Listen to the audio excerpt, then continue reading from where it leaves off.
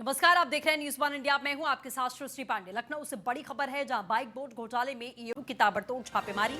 Meerut zone के 5 जिलों में ईओडब्ल्यू की ताबड़तोड़ छापे। गाजियाबाद, मेरठ, मुजफ्फरनगर, हापुड़ और बागपत में एक साथ छापेमारी की गई है। 178 दो पहिया वाहन बरामद किए गए। कार्रवाई लगातार जारी है। नोएडा का रहने वाला सुंदर भाटी पूरे घपले का मास्टरमाइंड है। लगभग 3 लाख लोगों के साथ में ठगी का मामला सामने आया। करीब 2600 करोड़ से ज्यादा के मामले में छापेमारी हुई।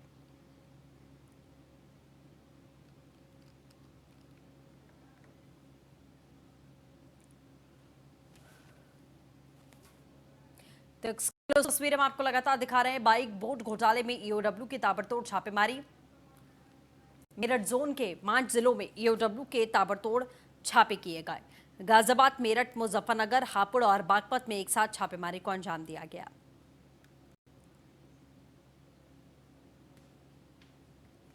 तो बड़ी खबर हम आपको लगातार बता रहे हैं। 178 दो पहिया वाहन मौके से बरामद किए गए हैं। कार्रवाई लगातार जारी है। आप तस्वीरों के जरिए भी देख सकते हैं। लगभग 3 लाख लोगों के साथ में ठगी की वारदात को अंजाम दिया गया था। करीब 2600 करोड़ से ज्यादा के मामले में छापेमारी।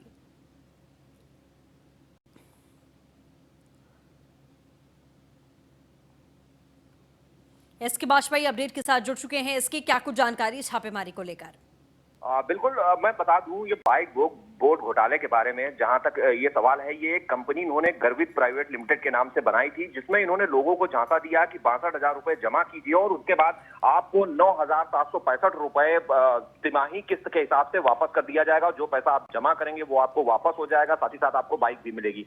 जब लाखों लोगों ने इसमें पैसे जमा कर दिए, करोड़ों रुपए खाते में चले गए, उसके बाद इन लोगों ने ये पैसा लेकर फरार हो गए। इसमें 19 डायरेक्टर हैं, जिसमें से एक जो मास्टरमाइंड है इसका वो सुंदर भाटी है। उसने इस पूरे घटनाक्रम को अंजाम दिया, जिसके बाद मामला ईओडब्ल्यू के पास में आया। ईओडब्ल्यू ने आज एनसीआर के 5 जिलों में ताबड़तोड़ छापेमारी की। एक साथ छापे में हुए, जिसमें करीब 178 ये वो बाइकें बरामद हुई हैं जो बाइकें ये लोगों को दिखाने के लिए, झांसे में लेने के लिए लाए थे और इनको गोदाम में खड़ा कर दिया गया था। ये बाइकें फिलहाल बरामद हो चुकी हैं और लगातार ईओडब्ल्यू पूरे मामले की जांच कर रही है। अब जरूर जहां कई लोगों से पूछताछ हुई है, तो ये बहुत जल्द ही हमको देखने को भी मिलेगा कि जो डायरेक्टर फिलहाल अभी अंडरग्राउंड है या पुलिस की पकड़ से दूर है, वो भी जल्दी ही ईओडब्ल्यू और पुलिस की पकड़ में होंगे।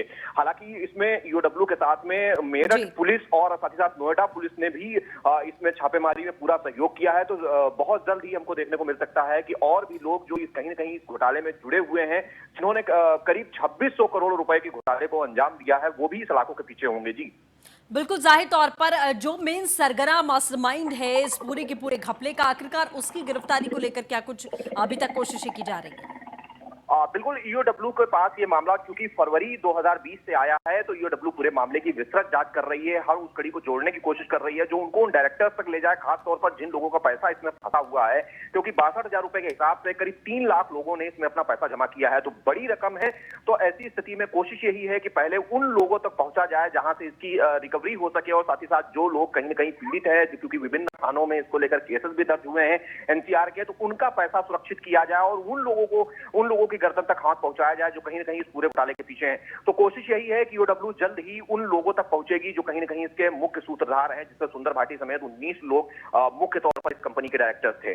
अब देखना यह है, क्योंकि कई जो एजेंट्स हैं उनको आज हिरासत में लेकर पूछताछ भी ईओडब्ल्यू ने की है, तो उम्मीद है कि जल्द ही कोई और सुराग उन लोगों तक पहुंचाने का निकलेगा। जी बिल्कुल, चलिए इसके अपडेट के लिए बहुत बहुत शुक्रिया।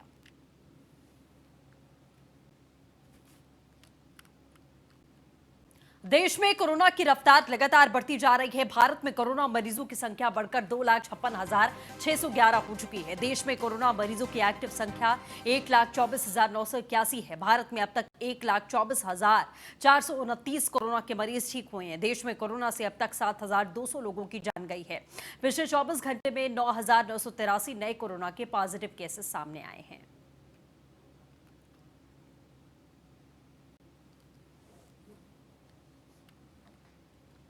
देश में अनलॉक के फेज 1 की शुरुआत। देश भर में आज से शॉपिंग मॉल, होटल और धार्मिक स्थल खोलने की इजाजत। होटल, रेस्टोरेंट, शॉपिंग मॉल और धार्मिक स्थल के लिए नई गाइडलाइंस भी जारी कर दी गई हैं।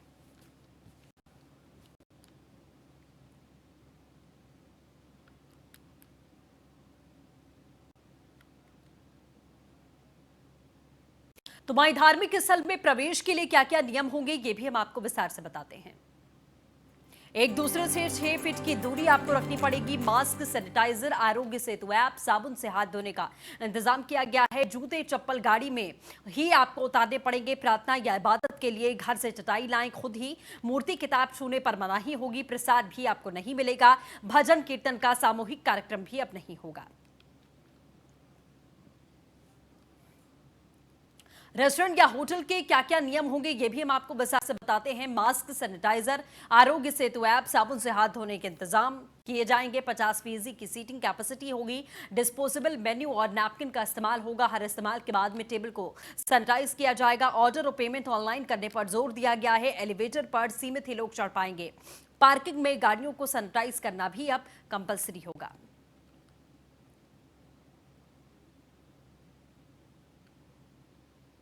तो मॉल जाने से पहले किन बातों का ख्याल करना पड़ेगा ये भी हम आपको विस्तार से बताते हैं। एक दुकान पर एक वक्त में 5 ग्राहकों को ही जाने की मंजूरी होगी। लिफ्ट और एक्सीलेटर से में सीमित लोगों की एंट्री होगी। फूड कोर्ट में आधी ही सीटें भरी जाएंगी। मल्टीप्लेक्स या किड्स प्ले एरिया को बंद किया जाएगा। शोरूम में चेंजिंग एरिया अभी भी बंद रहेगा।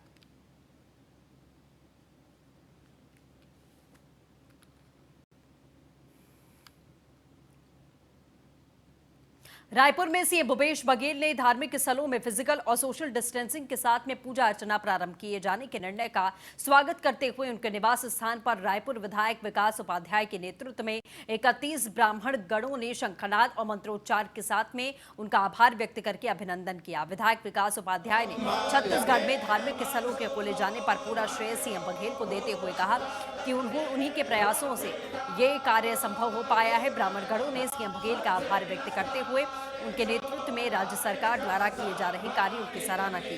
सीएम बघेल ने ब्राह्मणों से कोरोना महामारी के बचाव के लिए मंदिरों में मास्क और सैनिटाइजर के साथ ही फिजिकल डिस्टेंसिंग का अनिवार्य पालन करने को कहा। उन्होंने कहा कि आप सुरक्षित रहेंगे तभी मंदिर परिसर भी सुरक्षित रह पाएगा।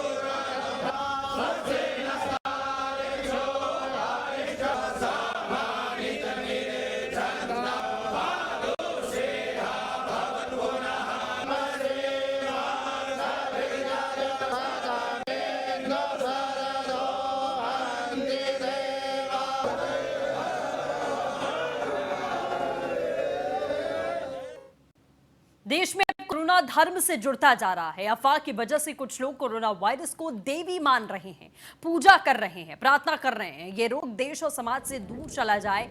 बिहार से उड़ी अफवाह का असर भिलाई और दुर्ग में दिख रहा है। भिलाई में बैकुंठ धाम मैदान में महिलाएं देवी को प्रसन्न करने के लिए धूप में तप कर रही हैं। कहा जा रहा है कि कोरोना माई हैं जो रूठी हुई हैं, इनकी विधिवत पूजा की जाए तो हमारा देश छोड़कर चली जाएंगी। बस इसी बात को सच मानकर महिलाएं कोरोना माई को मानती दिखाई दी है। थोड़ा साइड हो जाए, बस बैठे रहो थोड़ा सा साइड।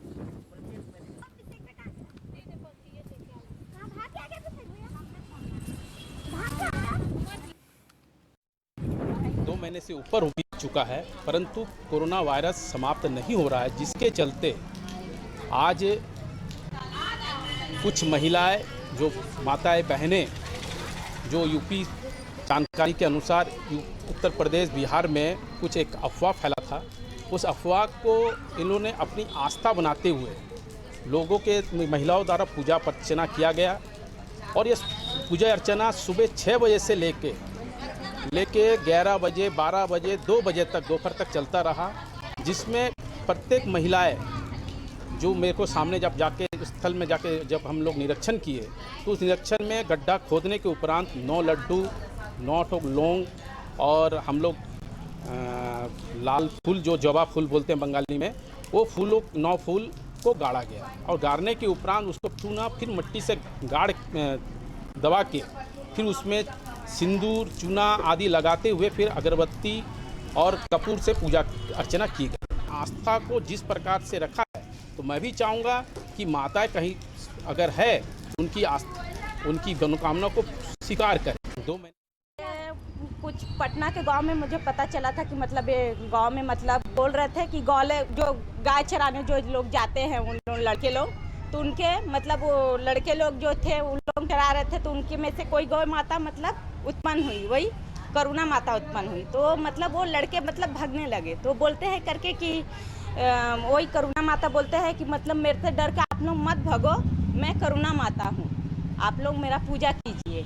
तो वही मतलब बताया है कि ये लड्डू मतलब चढ़ाओ, लौंग चढ़ाओ 9 ठोक, मेरा लड्डू 9 ठोक और सुपारी और अगरबत्ती से मुझे मतलब कीजिए, मतलब मेरा पूजा आप लोग कीजिए। कहते हैं ना, डॉक्टर लोग बोलते हैं कि हमारा पूजा कीजिए, मतलब दुआ भी कीजिए आप लोग, और मतलब हम लोग इलाज भी कर रहे हैं, तो डॉक्टर अपना भी इलाज करे और हम लोग भी अपने मन से जो श्रद्धा है। लॉकडाउन हटने के बाद अनलॉक 1 में 8 जून से धार्मिक स्थानों को खोलने की इजाजत दी गई थी। इसी क्रम में समस्तीपुर जिले के मोरवा स्थित खुदनेश्वर स्थान मंदिर के पट भी खोल दिए गए। इस मंदिर की खास बात यह है कि यहां एक ही छत के नीचे मजार और शिवलिंग की पूजा होती है। इस मंदिर में सोशल डिस्टेंसिंग के साथ में श्रद्धालुओं के आने का सिलसिला भी जारी हुआ है।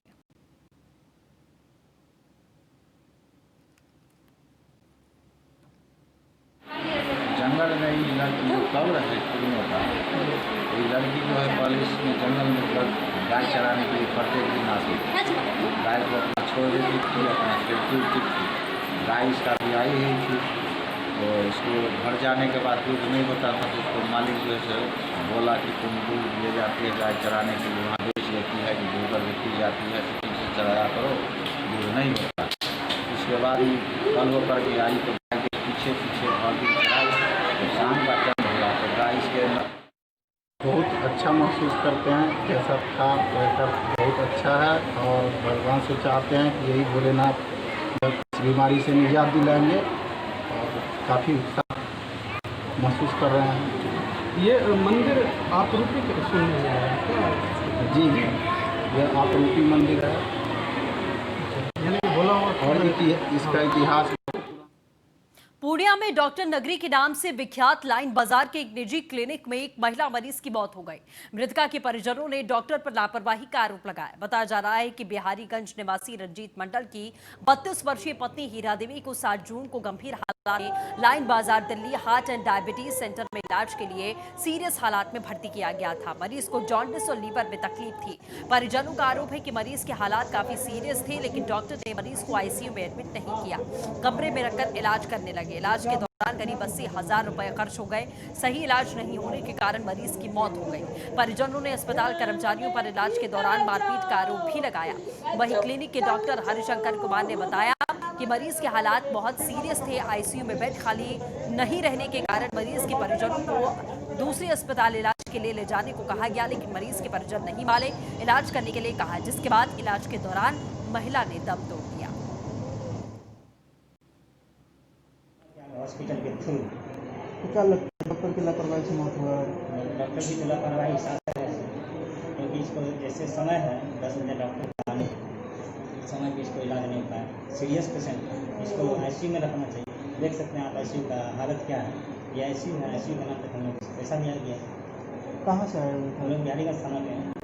क्या नाम है मृतका को? मृतका का नाम हीरा देवी है, पति रंजीत मंडल। कितना उम्र हो रहा है? उम्र उनका 30 साल। अभी आप लोग क्या मांग रहे हैं? हम लोग यही मांग कर रहे हैं उनसे मुआवजा दे दिया जाए। क्या नाम आपका? मेरा नाम अली। कौन है आपका? ये मेरे गाँव का है। लेके आई थी, बीपी नहीं था, पल्स नहीं था, बुखार था उसको, जॉन्डिस का था। तो सुपौल या मधेपुरा में डॉक्टर साहब देखे थे, वो रेफर कर दिए। तो हमारे यहाँ आया, आईसीयू में जगह नहीं था, तो हमने उसको बोला कि आप कहीं बाहर लेके जाइए, आईसीयू में हमारे यहाँ जगह नहीं। उसका रिलेटिव का कहना है कि सर मरेगा, हमारे पास पैसा नहीं है, हम यहीं के वार्ड में आपके यहाँ आए। जो भी आईसीयू में सुविधा होती है, मॉनिटर वगैरह जो भी सारा इक्विपमेंट्स हमने उसको वार्ड में अवेलेबल करा के उसको भर्ती किया। जो कल उसका रिपोर्ट फिर से आया, रिपोर्ट पुनः बहुत खराब था, लीवर खराब था, इन्फेक्शन बहुत ज़्यादा था। फिर हमने उसके रिलेटिव को बोला कि आईसीयू में भर्ती होते हैं। फिर सुबह दोपहर 2 बजे के बाद रिलेटिव का उसमें भी कहना हुआ सर हमारे पास पैसा नहीं है, जैसे है हम वहीं रहेंगे, हम कहीं नहीं जाएंगे। हमने नहीं बोला कि भैया पर्ची तुम्हारा खराब है, कभी कुछ भी हो जाएगा, तुम यहाँ से लेके चले। रिलेटिव का कहना था कि हम नहीं लेंगे। फिर हम जबरदस्ती फिर 10 बजे रात में पुनः पेशेंट खराब हुई। फिर हम लोगों ने उसमें वो लोग बोले कि ठीक है आइसोलेट शिफ्ट करा, तो इसमें तक हमारे पास आइसोलेट जगह।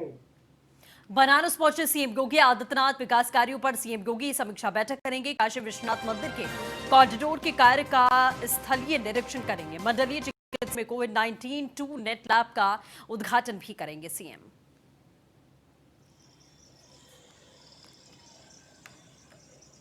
तो तस्वीरें हम आपको लगातार दिखा रहे हैं। मंडलीय चिकित्सालय में कोविड-19 2 नेट लैब का उद्घाटन करेंगे सीएम योगी आदित्यनाथ। सीएम योगी आदित्यनाथ का काफिला जो आप तस्वीरों के जरिए देख रहे हैं, बनारस सीएम पहुंच चुके हैं और विकास कार्यों की समीक्षा बैठक भी वो यहां पर करेंगे।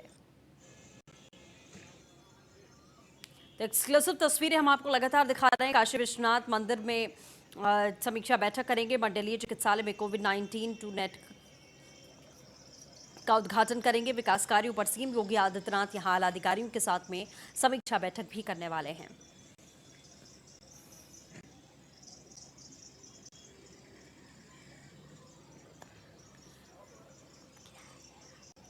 तस्वीरों के जरिए मैं आपको लगातार दिखा रहे हैं सीएम योगी आदित्यनाथ का एक काफिला है, जिसमें सीएम को आप देख पा रहे हैं तस्वीरों के जरिए। एक्सक्लूसिव तस्वीर हम आपको लगातार दिखा रहे हैं बनारस से। विकास कार्यों पर सीएम योगी आदित्यनाथ यहां आला अधिकारियों के साथ में समीक्षा बैठक करेंगे। सीएम का काफिला आता हुआ ये नजर आ रहा है। एक एक करके एक काफिला यहां पर आगे बढ़ता हुआ भी दिखाई दे रहा है। आप तस्वीरों के जरिए भी देख सकते हैं। सुजीत पटेल अपडेट के साथ जुड़ चुके हैं। सुजीत, क्या कुछ कार्यक्रम यहां पर तय किया गया है? सीएम पहुंच चुके हैं बनारस। 3 बजे लेट कॉलेज में आए हैं मुख्यमंत्री और सर्किट हाउस में इस समय पदाधिकारियों के साथ बैठक कर रहे हैं। उसके बाद फिर जो कार्यकर्ता है उनके साथ बात करेंगे। बात करने के बाद वहाँ विश्वनाथ के कॉरिडोर जो कार्य हो रहे है उसको निरीक्षण करेंगे और बाबा विश्वनाथ का कब से मंदिर खुलना है उसके पदाधिकारी जो वहाँ अधिकारी हैं उनके साथ बात करेंगे। एक चौड़ा कोविड हॉस्पिटल बनाया गया, उस हॉस्पिटल का निरीक्षण करने के बाद मुख्यमंत्री योगी आदित्यनाथ सीधे सर्किट हाउस जाएंगे, जहाँ पदाधिकारियों के साथ बैठक करेंगे। जी बिल्कुल, चलिए सुजीत, अपडेट के लिए शुक्रिया। मध्य प्रदेश में कोरोना संक्रमितों के कुल मामले 9,401। मध्य प्रदेश में अब तक कुल मौतें 412 हो चुकी हैं। भोपाल में 1,937 मामले हैं। कुल मौतें 65 हुई हैं। इंदौर में कुल मामले 3,785 हैं। मौतें 157 हुई हैं। उज्जैन में कुछ मामले आपको बता दें 726, वहीं मौतें 64 हुई हैं। खंडवा में कुल मामले 271 हैं और कुल जाने गई हैं 17। बुरहानपुर में अब तक 359 मामले सामने आए हैं। 19 मौतें हुई हैं। बीजेपी ने कोरोना महामारी से बचाव के लिए चलाए जा रहे अभियान में किसान मोर्चा ने मास्क और हैंड सैनिटाइजर वितरित किया है। साथ ही कोरोना वॉरियर्स का सम्मान किया है। अभियान में कोरोना कर्मवीर योद्धाओं का सम्मान किया गया। साथ ही पुलिस कर्मचारियों का और सफाई कर्मचारियों का भी सम्मान किया गया।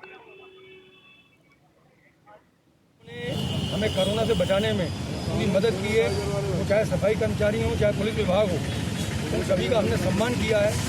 यहाँ पर आज के कार्यक्रम में जो है गुजरात कोतवाली के टीआई आदरणीय अस्थाना जी, माधोगंज थाना के टीआई विनेश शर्मा जी, कंपू थाने के शर्मा जी उपस्थित थे। उनका, उनके स्टाफ का और सफाई कर्मचारियों का हमने स्वागत किया, सम्मान किया और भविष्य के लिए भी आशा करते हैं कि उनका सहयोग हमें ऐसे मिलता रहेगा। और ग्वालियर जो है जैसे पहले रेड जोन से ग्रीन में आया, ऐसे ही जो है ग्रीन में ही बना रहेगा। ये नया बाजार चौराहे पर जो कोरोना कर्मवीर योद्धा थे, उसमें पुलिस विभाग और सफाई कर्मी थे, लोगों का स्वागत किया गया। हम इसके लिए आपका बहुत आभार देते हैं। और साथ ही साथ आप लोगों ने आज एक बहुत अच्छा काम ये किया है कि जो आम व्यक्ति हैं जो कि मास्क लेने में जो सक्षम नहीं, अफोर्ड नहीं कर सकते हैं, उन लोगों को फ्री में निःशुल्क मास्क का वितरण हम लोगों के द्वारा करवाया गया। तो इसलिए आप सभी लोग बहुत धन्यवाद की पात्र हैं और ये सराहनीय पहल है। चाहते हैं कि ऐसा इसी तरह का आप लोग करते रहें, जिससे जागरूकता भी आएगी, क्योंकि कोरोना महामारी से अपन को आगामी कम से कम 1-1.5 वर्ष तक जीना है। तो सबको अच्छी तरह से जागरूक करें, इसके बारे में बताएं कि किस तरह से आगे अपन को रहना है, किस तरह से सफाई रखनी है, अपने आप को सैनिटाइज करना है, मास्क हमेशा लगा के रखना है, जिससे कि शहरी क्षेत्र में पानी की समस्या खत्म करने के लिए करोड़ों रुपए की लागत से शुरू की गई शहरी नल जल योजना के बावजूद जिला मुख्यालय के रहवासियों को पर्याप्त मात्रा में पानी नहीं मिल पा रहा है, तो वहीं नगर परिषद द्वारा पानी आवश्यक उपयोगिता के लिए कोई वैकल्पिक व्यवस्था नहीं कराई गई है। पानी की पर्याप्त उपलब्धता न होने की वजह से अब लोगों को समस्या का सामना करना पड़ता है। वर्तमान समय में नगर परिषद के पास में 7 मशीनें उपलब्ध हैं, जिनमें से 6 मशीन खराब हो चुकी है, जिन्हें सुधार के लिए बाहर पहुंचाया गया है। फिलहाल नगर परिषद के पास में केवल 1 मशीन ही चालू हालात में है। इसी से मुख्यालय में पानी की सप्लाई भी की जा रही है। आपको बता दें कि जब इस मामले पर जिम्मेदारों से चर्चा की गई तो उन्होंने अपनी जिम्मेदारियों से पल्ला झाड़ते हुए कोरोना वायरस का बहाना बनाते हुए नजर आए। 3-4 दिनों पूर्व मुझे जानकारी मिली थी, हमारे नगर में 2-3 वार्डों को छोड़कर, उनमें भी 2-3 वार्डों की कुछ लाइनों को छोड़कर बाकी पूरे नगर में पानी की व्यवस्थाएं बढ़िया चल रही हैं। लेकिन जो 2-3 वार्डों की जो शिकायतें आई हैं, हमारे पार्षदगण, कर्मचारी, अधिकारी सभी ने जो है उस स्थानों का निरीक्षण किया है और 2-4 दिन के अंदर पूरी व्यवस्थाएं पूर्ववत पहले की तरह चालू हो जाएंगी। संक्रमण काल के दौरान चूंकि सब यातायात बंद थे, आना संभव नहीं था। अब चूंकि यातायात प्रारंभ हो गया है तो जल्द से जल्द वो पंप भी आ जाएंगे और कुछ पंप जो मरम्मत के लिए गए हुए थे, मरम्मत वाले जो पंप थे, चूंकि कंपनियां बंद थी, मरम्मत करने वाले लोग नहीं थे। आप सभी जानते हैं कि 2-3 महीनों से काम ठप पड़े हुए हैं, इसलिए उनकी रिपेयरिंग नहीं हो पाई थी। कल तक जो है वो रिपेयरिंग होकर आ जाएंगे और कल से ही कार्य प्रारंभ। मोटरें 100 जल गई है, 3 मोटरें जो गई हैं वो जयपुर बनने के लिए। सिंगल मोटर हमारे पास बची 100, जिससे हम दोनों जगह सप्लाई एडजस्ट करके चला रहे हैं। जैसे ही बन के आती है वैसे फिर चालू हो जाएंगी अपनी मोटर, सप्लाई सही हो जाएगी। वहाँ पर समय मान के चलो 4, 2, 6, 7 मोटर, 7 में से 1 एक्टिव है जो काम कर रही है। 4 से 6 तो मतलब खराब पड़ गई, 2 तो गई है, 1 महीना हो गया उनको, जलपुर गई है, कंपनी वापस गई है, वो नहीं आई अभी, और 3 अभी भेजेंगे 4 दिन पहले। अब वो भी जब तक बन के नहीं, जब तक एक ही मोटर। भारत के प्रधानमंत्री नरेंद्र मोदी के सफलतन दूसरे कार्यकाल में प्रथम वर्ष होने पर लगातार युवा मोर्चा कार्यक्रम कर रहे हैं। इसी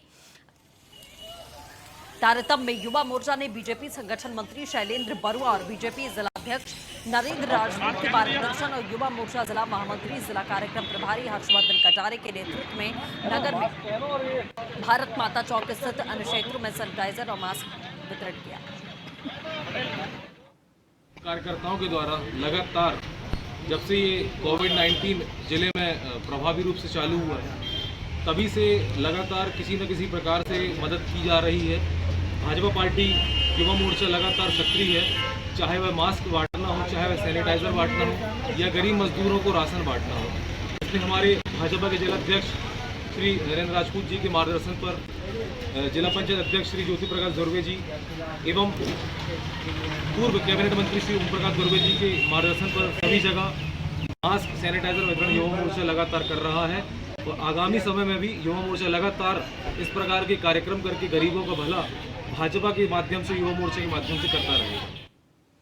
बीमारी के बाद में भीड़ जिले के एक अस्पताल में भर्ती कराया गया एक बलात्कार आरोपी रविवार को फरार हो गया था। आपको बता दें, जिसको पुलिस ने 19 घंटे में गिरफ्तार करने में सफलता हासिल की। आरोपी रविवार को रात में जिला अस्पताल भीड़ से पुलिस को चकमा देकर भाग खड़ा हुआ था। मामले को पुलिस अधीक्षक मनोज सिंह ने गंभीरता से लिया। उन्होंने कोतवाली थाना प्रभारी को शीघ्र ही आरोपी की गिरफ्तारी के लिए निर्देशित किया था।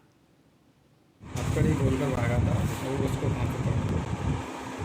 ये प्रदुमन आरोपी जो है थाना मेहना की अपराध क्रमांक 16/20 का गिरफ्तार शुदा आरोपी था। इसको मेहना पुलिस ने गिरफ्तार करके जिला चिकित्सालय में इलाज के लिए भेजा था। ये 5 तारीख के शाम को यानी रात में करीब 11 बजे हॉस्पिटल आया और इसको वहाँ भर्ती किया गया स्वास्थ्य खराब होने से। तो बंदी गार्ड लगाया गया था।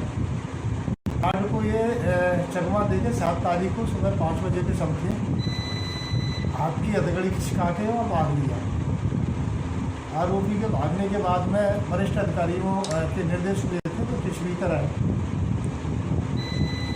तरह इसको गिरफ्तार करना है। तो श्रीमान पुलिस अधीक्षक महोदय द्वारा इसको एक अनोखी सी घटना थी। पुलिस की छवि इसमें बहुत वो हो रही थी, तो साहब ने चैलेंज के रूप में लिया। हमसे कहा कि मैंने चैलेंज के रूप में लिया है, ये काम करना है। तो श्रीमान एडिशनल साहब और CSP साहब के निर्देशन में पार्टी ने काम किया। इसमें हमने थाना प्रभारी को भी अपने साथ ले लिया है। तो इस तरह से टीम भावना से काम करके इसको 16-17 घंटे में ही गिरफ्तार करना है।